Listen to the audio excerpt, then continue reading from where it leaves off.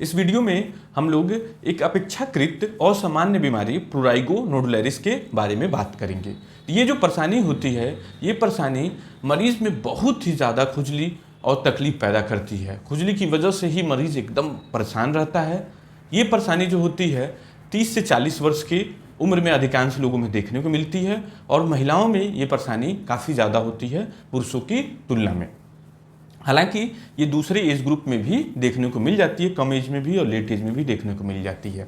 तो इस परेशानी में व्यक्ति के शरीर पर छोटे छोटे दाने हो जाते हैं, खुजली वाले दाने, और इन दानों की साइज जो होती है वो 2-3 mm मतलब अत्यंत छोटे, काली मिर्च से लेकर के मटर के दाने या सोयाबीन के बराबर भी देखने को मिल सकते हैं। मतलब कि 3 mm से लेकर के 2 सेंटीमीटर तक के साइज के ये गोल गोल दाने, कभी कभी डोम शेप्ड जैसे गोल गोल उठे हुए दाने देखने को मिल जाते हैं हाथ पर और पैर पर, कभी कभी शरीर पर भी। लेकिन हाथ पैर जो है मेन जगह है और जो एक्सेसिबल साइट है, मतलब जहाँ पर हाथ पैर आसानी से आदमी का चला जाता है, उन जगहों पर ये परेशानी देखने को ज़्यादा मिलती है।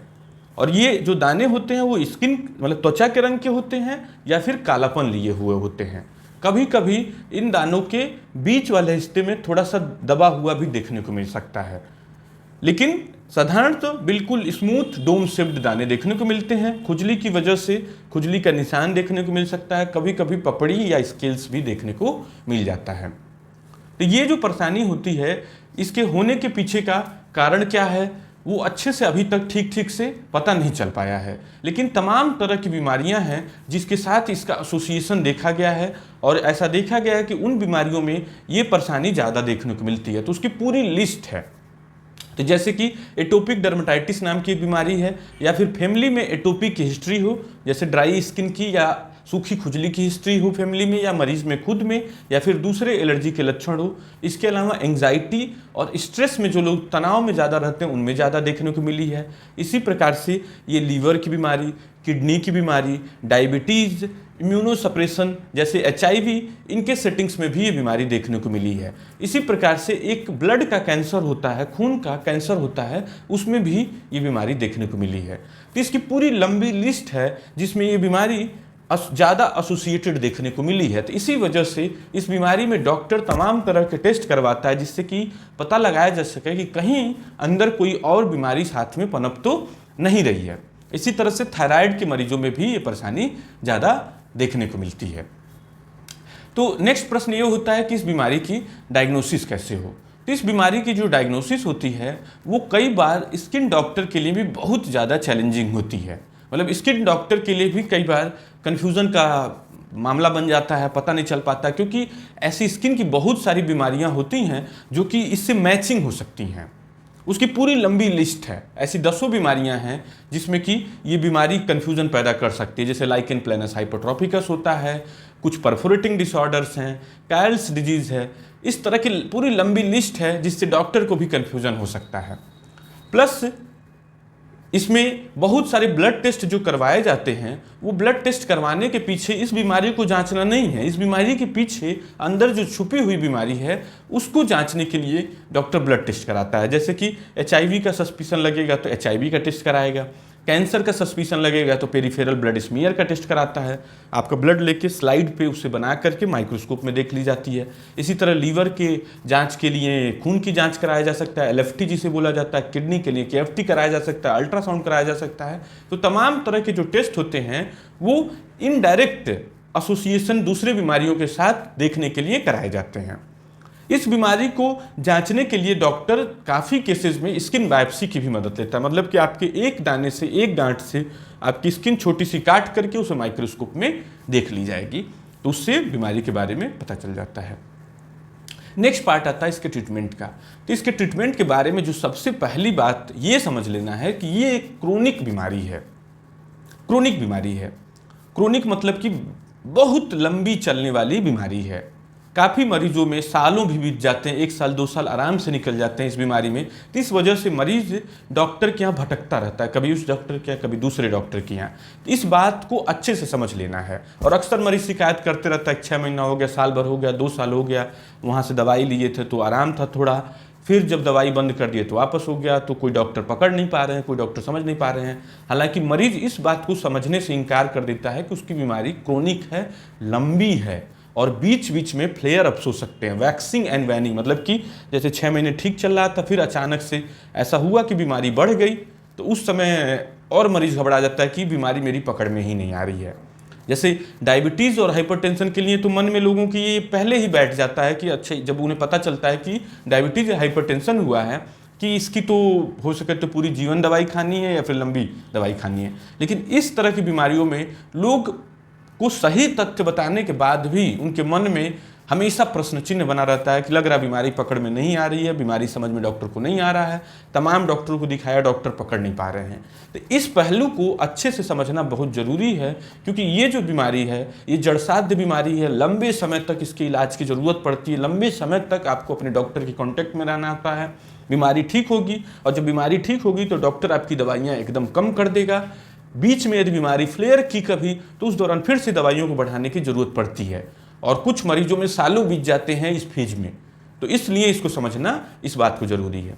दूसरी चीज़, ऐसा पाया गया है कि ये जो बीमारी है इसमें जितनी जैसे खुजली हुई, आपको उन दानों में खुजली हो रही है तो आपने खुजाया, तो खुजाया जब आपने, तो खुजली की वजह से ये बीमारी और बढ़ती है। मतलब दानों में खुजली हुई, फिर आपने खुजली किया, तो उस खुजली ने इस बीमारी को और जोड़ दिया। तो खुजली जितना करते जाएंगे उतनी आपकी बीमारी बढ़ती चली जाएगी, और बीमारी बढ़ेगी तो उसमें खुजली होगी, खुजली करेंगे तो बीमारी बढ़ेगी। मतलब कि खुजली आग में घी का काम कर रही है। तो ये पहलू भी इसका समझना है कि खुजली को ब्रेक करना भी इसमें इंपॉर्टेंट रोल हो जाता है। अब इसके इलाज में तमाम तरह की दवाइयाँ अब उपलब्ध हो गई हैं, तमाम तरह की पूरी लिस्ट है दवाइयों की। तो उसमें हम लोग कुछ दवाइयों के बारे में बात कर लेते हैं। तो जो लगाने वाली दवाई है उसमें सबसे ज़्यादा इस्तेमाल की जाने वाली दवाई है वो है कॉर्टिकोस्टेरॉइड ग्रुप की क्रीम्स। और कॉर्टिकोस्टेरॉइड ग्रुप की जो क्रीम होती हैं वो सुपर पोटेंट कॉर्टिकोस्टेरॉइड, सबसे तेज गति वाला, जो सबसे तेज पावर का स्टेरॉइड है उसे यूज़ किया जाता है, जैसे कि क्लोबिटासोल, हेलोबिटासोल, मोमेटासोल। कुछ मरीजों में टॉपिकल लगाने वाले क्रीम से कोई फ़ायदा नहीं मिलता है मरीज को, तो स्टेरॉइड के ही इंजेक्शन्स आते हैं जो सीधे गांठ के अंदर दे दिए जाते हैं, जो गांठ है उसी के अंदर ही दे दिया जाता है, तो उससे भी काफ़ी मरीज को आराम हो जाता है। इसी तरह से विटामिन डी एनालॉग्स आते हैं, कैल्सिन्यूरिन इनहिबिटर्स आते हैं, जैसे टैक्रोलिमस एंड पाइमेक्रोलिमस। तो ये दवाइयाँ भी इसके इलाज में इस्तेमाल की जाती है।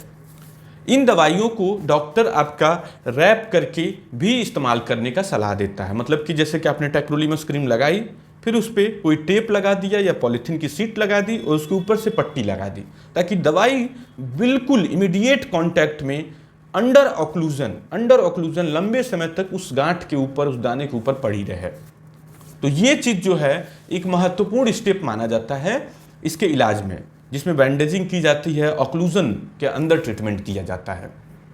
और भी कुछ खुजली को शांत करने वाले दवाइयाँ आती हैं, जैसे कि मेंथॉल आता है, प्रेमोक्सिन आता है, और भी टॉपिकल एंटीप्रोराइटिक सॉल्यूशंस आते हैं जिनको डॉक्टर इस्तेमाल कर सकता है इसके इलाज में। जैसे एक मॉलिक्यूल आता है, उसका नाम होता है कैप्साइसिन। तो वो मॉलिक्यूल जो होता है हल्का सा जलन पैदा करता है, हल्का सा चुनचुनाहट पैदा करता है, तो उससे खुजली वाली सेंसेशन कम हो जाती है।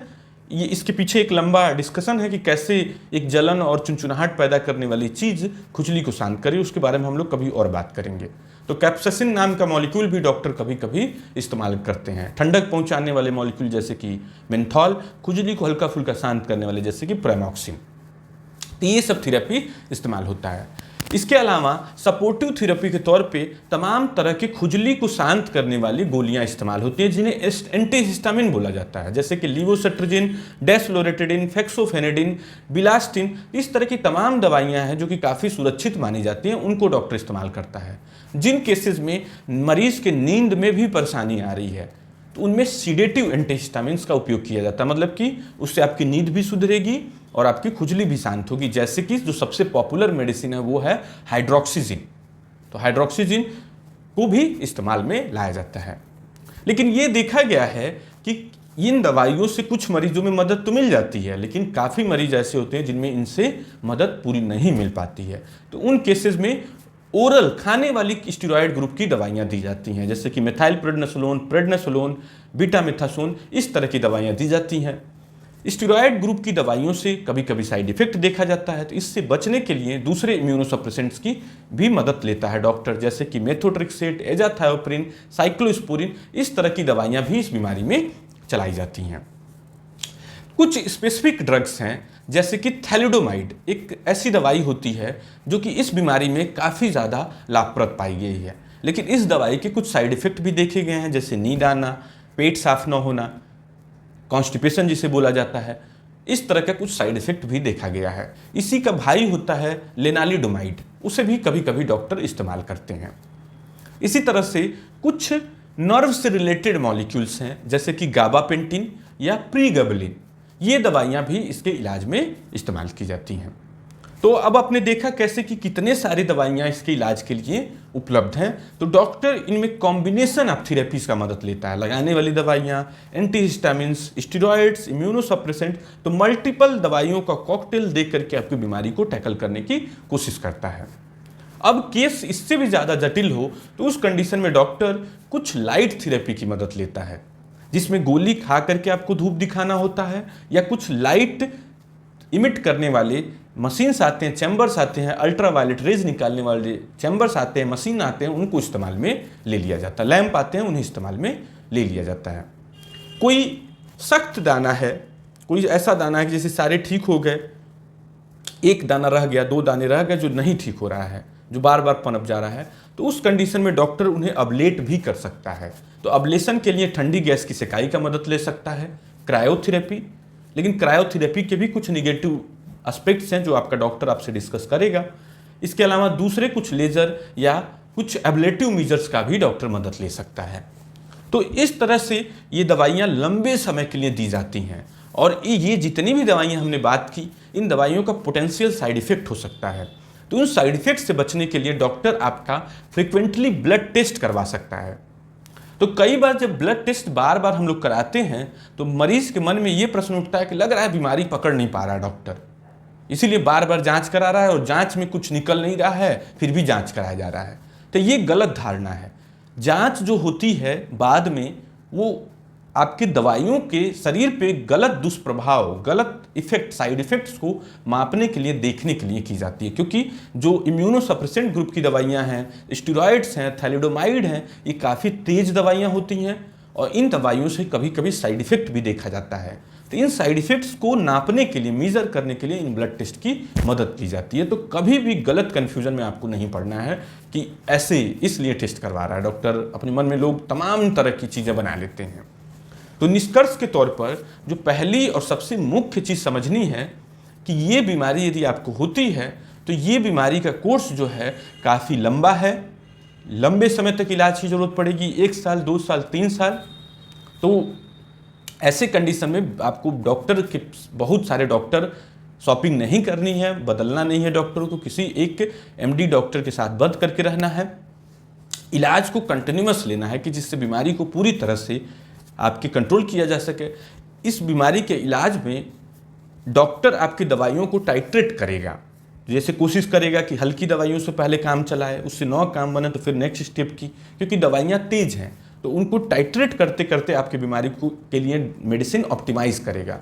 तो 1 बार 2 बार में बीमारियां नहीं कंट्रोल में आए तो भी घबराने की जरूरत नहीं है, क्योंकि स्टेप वाइज मैनर में एक समय आएगा जब आपकी बीमारी को कंट्रोल कर लिया जाएगा। तो बिल्कुल भी नहीं घबराना है, और इसमें जुड़ करके, बंद करके यदि इलाज कराया जाए तो एक समय आता है कि जब ये बीमारी आपके शरीर को छोड़ देती है।